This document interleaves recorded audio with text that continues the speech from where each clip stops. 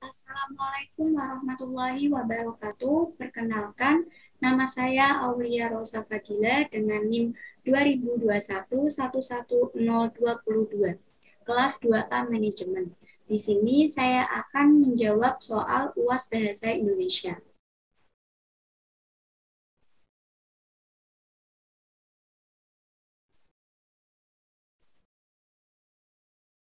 Nomor 1, jelaskan pola bentuk gabungan terikat. Tulislah kembali bentuk gabungan terikat berikut ini.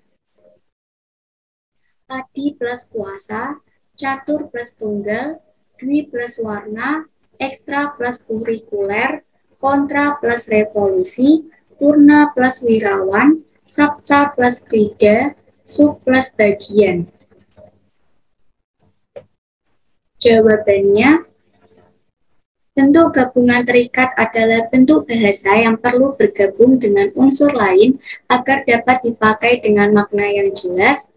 Bentuk terikat ditulis serangkai dengan kata yang mengikutinya. Jika diikuti dengan kata dasar, bentuk terikat ditulis tanpa jeda atau spasi. Namun, apabila digabungkan dengan bentuk turunan atau kata berimbuhan, maka penulisannya harus dipisah. Adi plus kuasa menjadi adi kuasa, catur plus tunggal menjadi catur tunggal, dwi plus warna menjadi dwi warna, ekstrakurikuler menjadi ekstra plus kurikuler menjadi ekstrakurikuler, kontra plus revolusi menjadi kontra revolusi, purna plus wirawan menjadi purnawirawan, sabta plus krida menjadi sabta krida, sub plus bagian menjadi subbagian.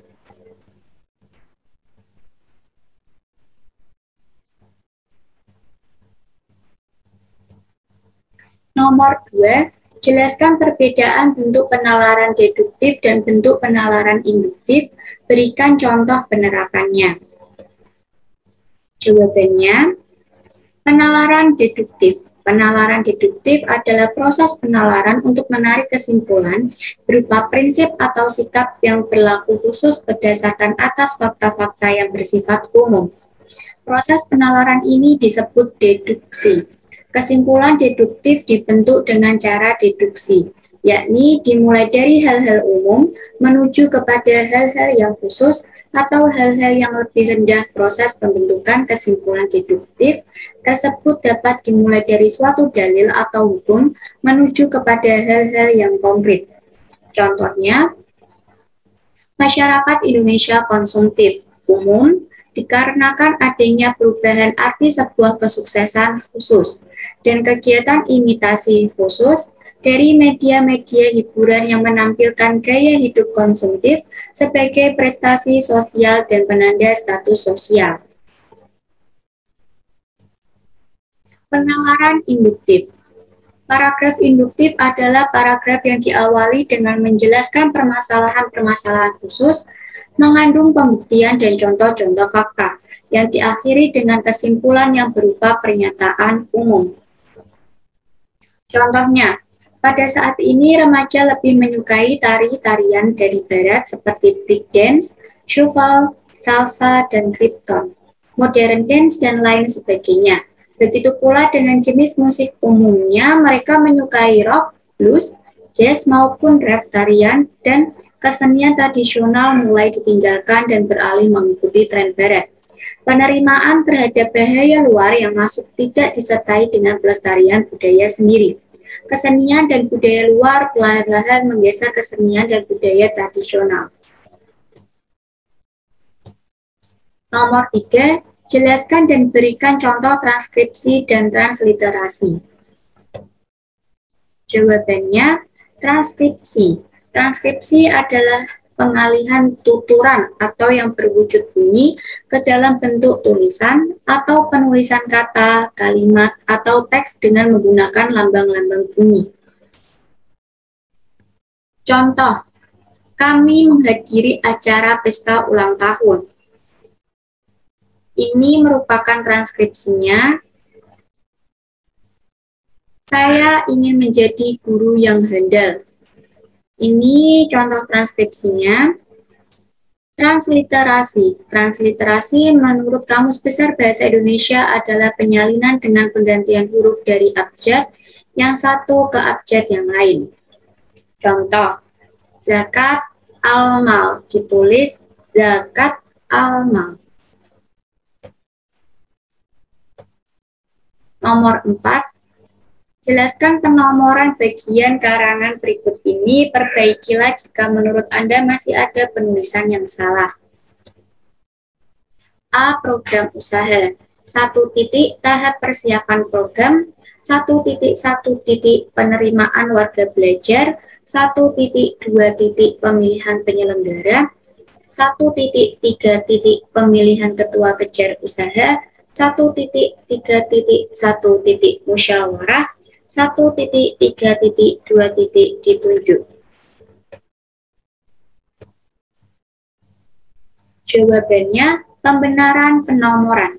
1. Program usaha bab. 1.1 tahap persiapan program subbab. 1.1.1 penerimaan warga belajar anak subbab. 1.1.2 pemilihan penyelenggara. 1.1.3 pemilihan ketua kejar usaha. 1.1.3.1 musyawarah anak subbab pertama. 1.1.3.2 ditunjuk. Soal nomor 5.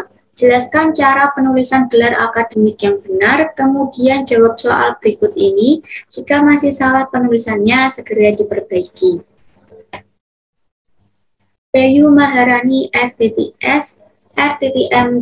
Pratama, M.M. Dr. Irfai Fatur Rahman SPD MPD, Drs Muhammad Kanzanuddin MPD, Prof. Dr. Ahmad Ulin Nuha MPD. Jawabannya, penulisan gelar yang benar. Bayu Maharani, STTS R.M. Pratama, M.M. Dr. Irfai Fatur Rahman, S.PD, M.PD. Drs. Muhammad Kanzanuddin, M.PD. Prof. Dr. Ahmad Ulin Nuha, M.PD.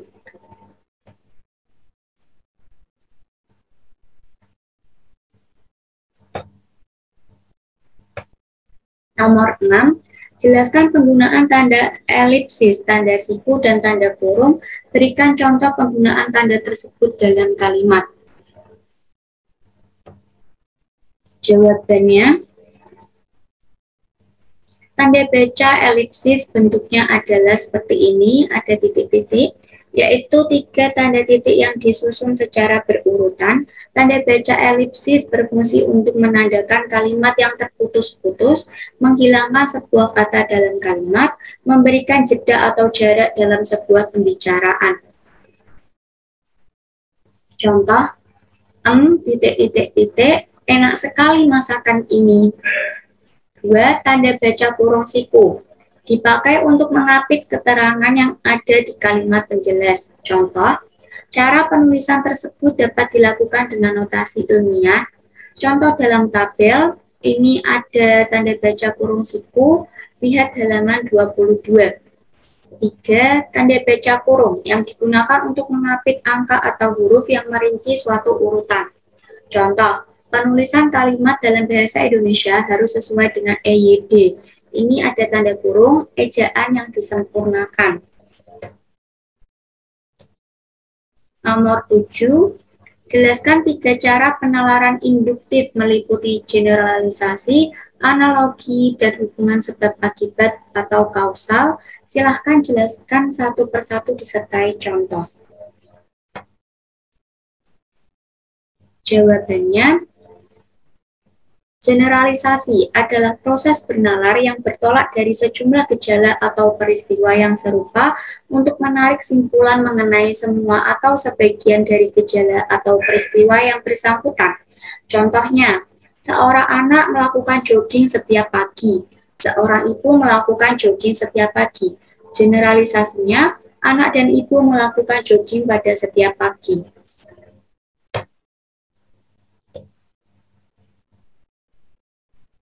Analogi adalah perbandingan yang menunjukkan kesamaan-kesamaan antara dua barang atau sesuatu hal yang dibandingkan.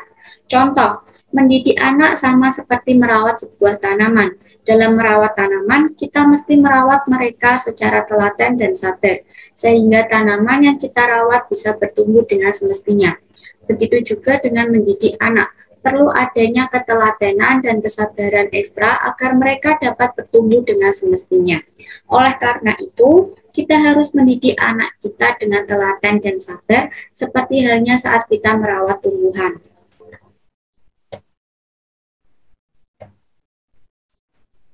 Sebab akibat atau kausal menyatakan bahwa semua peristiwa yang terjadi di dunia ini terjalin dalam rangkaian sebab akibat. Contoh, Andi suka membantu sesama tanpa pamrih. Dia juga selalu baik terhadap semua orang. Akibat, sikapnya yang sopan membuat dia mudah diterima di lingkungan mana saja. Tidak hanya itu, dia juga memiliki tutur kata yang lembut. Sebab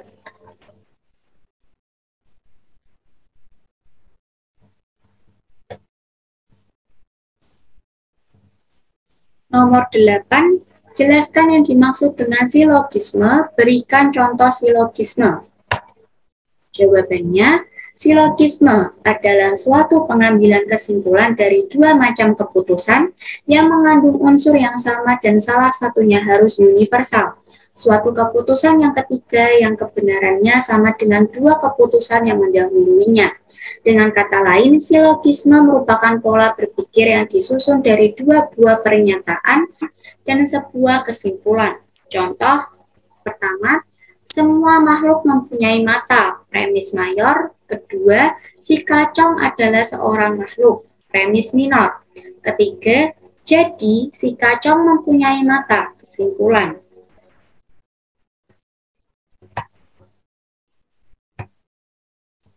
Nomor 9, apa yang dimaksud dengan konjungsi? Sebutkan jenis konjungsi dan berikan contoh penerapan konjungsi. Jawabannya, pengertian konjungsi. Dalam pengertian sempit, konjungsi sering didefinisikan sebagai kata hubung. Konjungsi merupakan salah satu tipe kohesi gramatikal yang biasanya dilakukan dengan menghubungkan suatu unsur terhadap unsur lain dalam tulisan. Pengertian konjungsi dalam KBBI adalah kata maupun ungkapan penghubung antar frasa, antar kata, antar kalimat, dan antar klausa.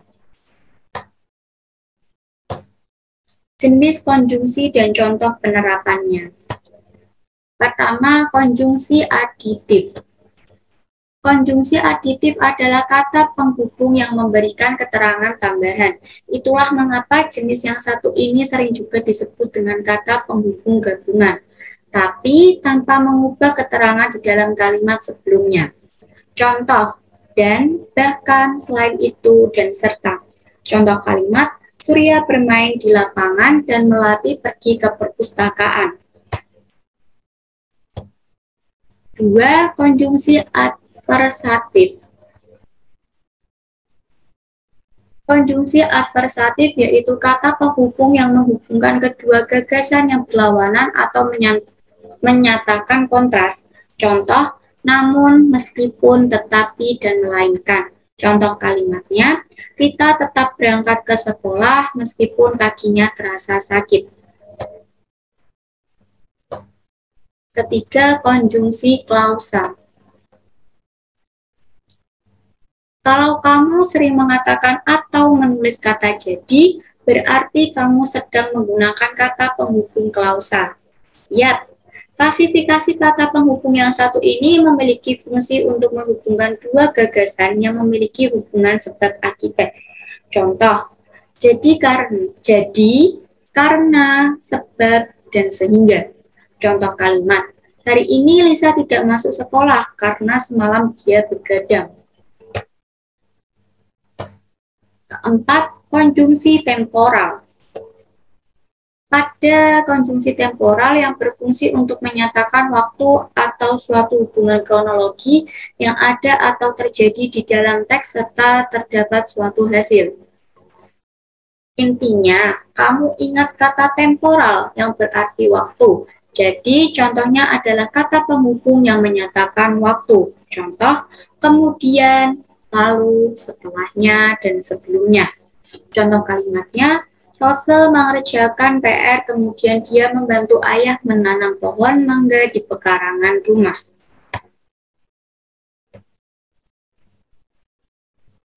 Nomor 10.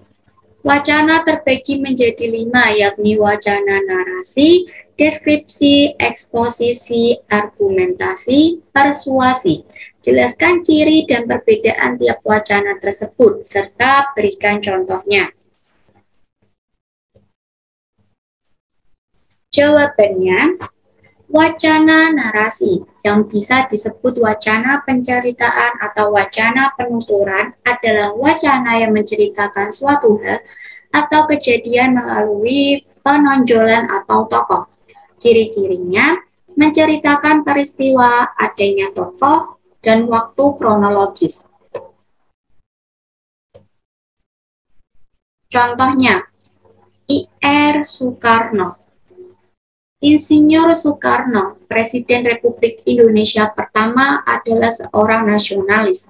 Ia memimpin PNI pada tahun 1928. Soekarno menghabiskan waktunya di penjara dan di tempat pengasingan karena keberaniannya menentang penjajah. Soekarno mengucapkan pidato tentang dasar-dasar Indonesia Merdeka yang dinamakan Pancasila pada sidang BPUPKI tanggal 1 Juni 1945. Soekarno bersama Muhammad Hatta sebagai wakil bangsa Indonesia memproklamasikan kemerdekaan Indonesia pada tanggal 17 Agustus 1945. Ia ditangkap Belanda dan diasingkan ke Bengkulu pada tahun 1948. Soekarno dikembalikan ke Yogyakarta dan dipulihkan kedudukannya sebagai Presiden RI pada tahun 1949.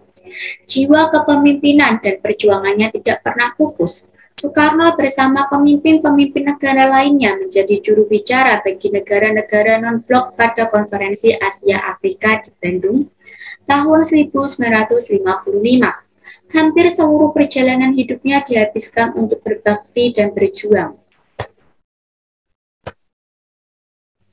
Wacana deskripsi adalah wacana yang melukiskan suatu objek secara mendetail dari segi sehingga objek tersebut dapat dilihat, didengar, ataupun dirasakan.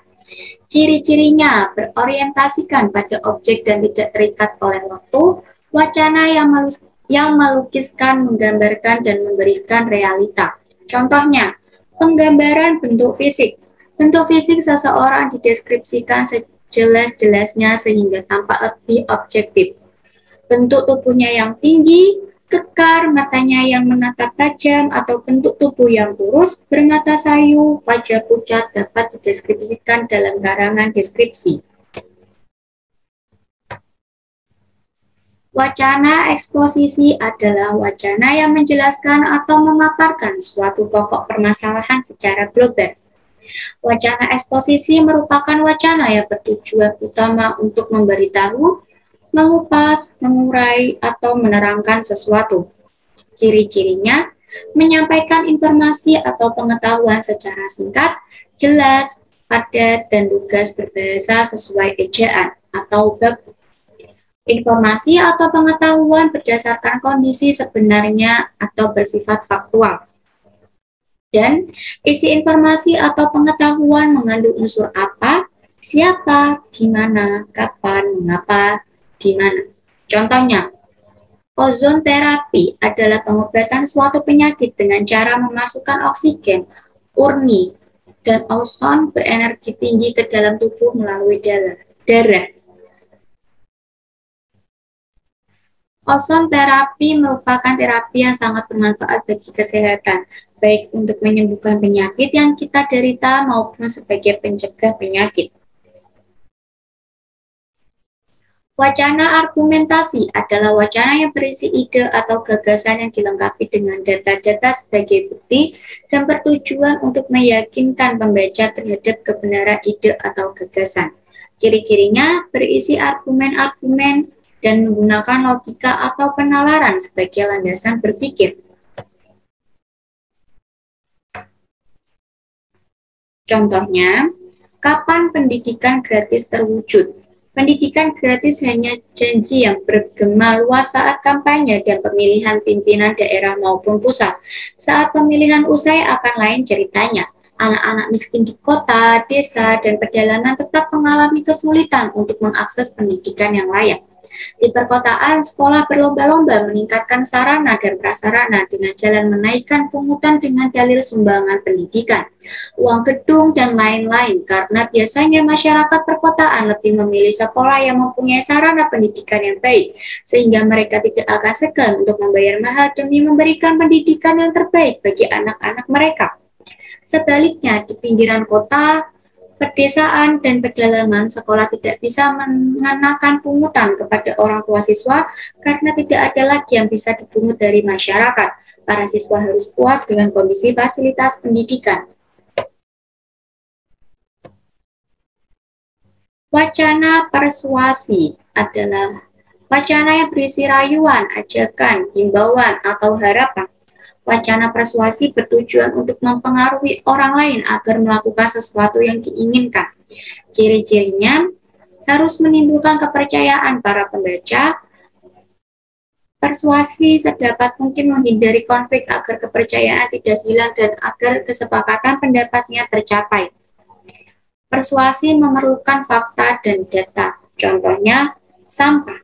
Tinggal di kota yang padat seperti di Jakarta, setiap individu sebaiknya menjaga kebersihan lingkungan. Salah satu cara yang paling mudah dalam menjaga kebersihan lingkungan adalah dengan membuang sampah pada tempatnya. Seperti halnya saat musim penghujan di berbagai pintu air yang ada di Jakarta dipenuhi dengan tumpukan sampah yang tidak enak dipandang. Hal ini sering mengakibatkan air meluap dan banjir di daerah pemukiman. Sampah yang dibuang sembarangan akan menyumbat aliran air pada selokan. Ketika hujan tiba akan menyebabkan banjir karena air tidak dapat mengalir pada selokan. Untuk itu, marilah kita senantiasa menjaga kebersihan lingkungan dengan membuang sampah pada tempat yang telah disediakan. Sekian jawaban saya mengenai soal UAS Bahasa Indonesia. Terima kasih. Bila ada salah dalam penyampaian jawaban, mohon dimaafkan. Wassalamualaikum warahmatullahi wabarakatuh.